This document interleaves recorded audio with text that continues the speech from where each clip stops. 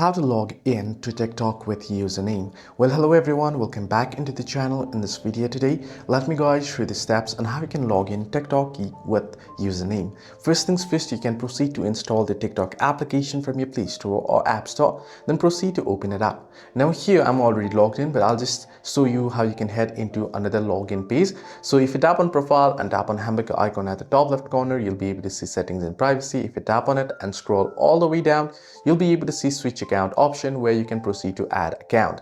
Now here, how you can log in using username. So already I have an account, select the login option. If you're on the sign up page, tap on it. Then you can see use phone, email or username. Tap on it and now head into switch to, by default you'll be on phone page, right? So tap on email or username option and now enter in your username here, tap on continue, enter in your password and you'll be able to log in. So this is how you can log into TikTok with username. Hope this video was helpful. Do like and subscribe.